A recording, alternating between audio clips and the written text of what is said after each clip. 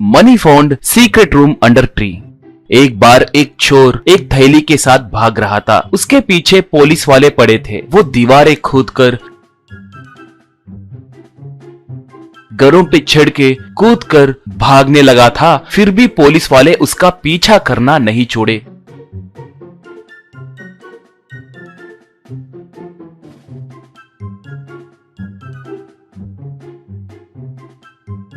वो ऐसे बड़े बड़े पेड़ों के बीच में से भागने लगा। वहाँ पर पुलिस वाले आकर देखे तो वो दिखा नहीं। वहाँ पुलिस वालों को पेड़ों के सिवाय कुछ नहीं दिखा। इस वजह से पुलिस वाले कुछ कर नहीं सके और पीछे मुड़कर चले गए। बाद में ऊपरी अधिकारी उन पुलिस वालों पे पुकारने लगा, क्या भाई, तुम्हें शर्म नहीं है क्या? वो मुन्ना फिर से भाग गया है, तुम उसे पकड़ नहीं पाए? उतना दूर पीछा करे बोल रहे हैं ना, वो आखिर में कैसे मिस हो गया? ठीक से ढूंढे क्या? कहा विक्रम तब। हाँ सर, वो मिल गया है कहकर सोचे थे, मगर वो कैसे गायब हो गया पता नहीं चल रहा है सर, कहा अधिकारी। विक्रम, तुम क्या करोगे मुझे पता नहीं। 1 महीने के अंदर उसे पकड़ना होगा, नहीं तो तुम्हें डिसमिस कर दूंगा, कहकर धमकाया। एक बार फिर से मुन्ना चोरी करके भागने लगा तो गहनों के दुकान का मालिक विक्रम को फोन किया। ऐसे विक्रम मुन्ना के पीछे पड़ने लगा। दोनों एक से बढ़कर एक तेजी से भागने लगे। हरदम के जैसे ही मुन्ना पेड़ों के पास आया। वहां पर एक पेड़ के बिल में थैली को फेंक कर वो भी उसके अंदर गया। अंदर एक सीढ़ी भी थी, उसके मदद से वो नीचे उतरा। वहां पर एक कमरा था। उस कमरे में हर तरह के सहूलतें थी। रूम भर के पैसों की गड्डियां भी थी। वो अकेला अच्छे से दारू पी के, भोजन करके, टीवी देखकर आराम से सो गया। विक्रम को 2 बच्चे थे, राम और स्वीटी। दोनों ज्यादातर हाइड एंड सीक गेम खेलते थे। एक बार दोनों हाइड एंड सीक गेम खेलने के लिए जंगल में गए। वहां स्वीटी राम के लिए ढूंढ रही थी। राम जाकर उस पेड़ के बिल में घुस गया। अंदर उस सीढ़ी की मदद से वो नीचे उतरा। अंदर मौजूद उस कमरे को देखकर राम आश्चर्य में पड़ गया। ए स्वीटी, मैं यहाँ पेड़ के अंदर हूँ, यहाँ मस्त है, तुम भी आओ, कहकर जोर से पुकारा। उसकी बातें राम को ढूंढ रहे स्वीटी को सुनाई दिए। स्वीटी भी सीढ़ी को पकड़कर नीचे उतरी। इतने में किसी के आने की आहट होने के कारण दोनों डर के अलमारी के पीछे छिपकर देखने लगे। तब मुन्ना अंदर आया। आकर पैसों को वहां पर रखकर दारू पीकर, बिरयानी खाकर फिर से हड़बड़ी में चला गया। उसे जाते हुए देखकर दोनों मारे डर के बाहर आकर वहां से भाग गए। शाम को घर में दोनों खेलते हुए पिता के फाइल्स को देखने लगे थे। उसमें मुन्ना की तस्वीर थी। ये देखकर विक्रम गुस्से से, तुम्हें मेरे फाइल्स को छूने से कितनी बार मना किया था? उन फाइल्स को वहां रखकर बाहर खेलो, मैं पहले ही बहुत गुस्से में हूँ, कहा।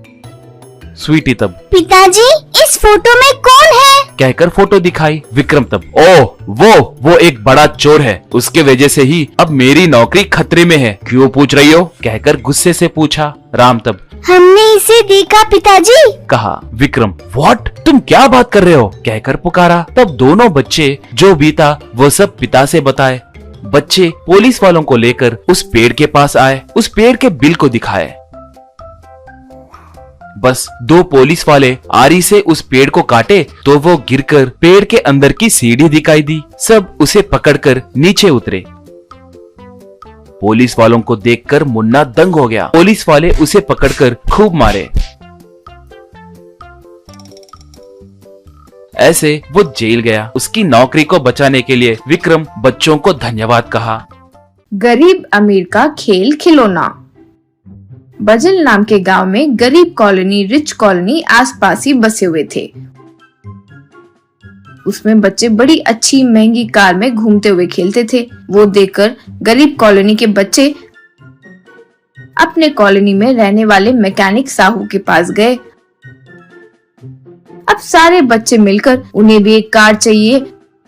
ऐसे जिद करने पर साहू उनके लिए कम दाम में एक गरीब मिनी कार बनाकर दिया। वो देखकर सारे बच्चे बहुत खुश हुए। उसमें अगर एक बच्चा उस गाड़ी में बैठता तो बाकी के लोग धक्का मारकर खेलते थे। रिच कॉलोनी के बाहर अमीर बच्चे गरीब बच्चे अपने कार में खेल रहे थे तो उस कॉलोनी में रहने वाला नीरज वहाँ आया। अब गरीब बच्चों से नीरज, क्या रे, तुम गरीब गैंग वाले ये खटारा गाड़ी दिखाने के लिए आए हो मुझे? चुपचाप यहाँ से जाओ, यूं कहा। तब गरीब कॉलोनी में रहने वाली कीर्ति, अंकल आप पागल हो गए क्या?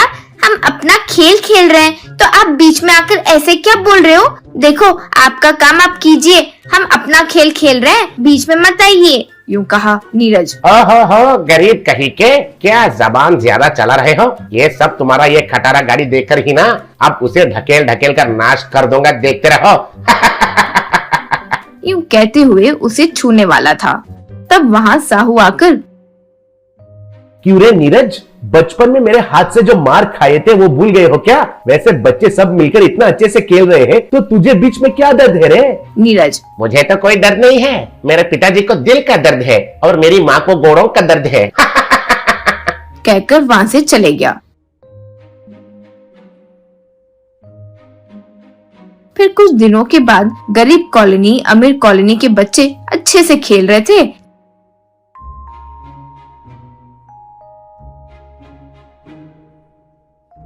ये सब नीरज दूर से देखकर जल रहा था। इतने में एक व्यक्ति हड़बड़ी में बैठे नीरज के पास आया।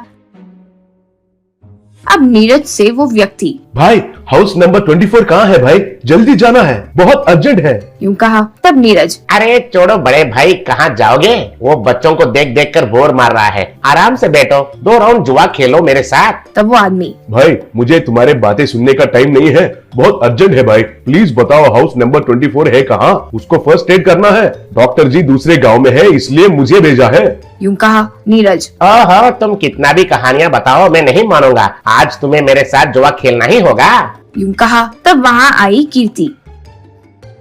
सर ये नीरज सच में पागल हो गया सर, हाउस नंबर 24 उन्हीं का है सर, मैं दिखाती हूँ, आइए, कहकर वो उसे ले जाकर दिखाई।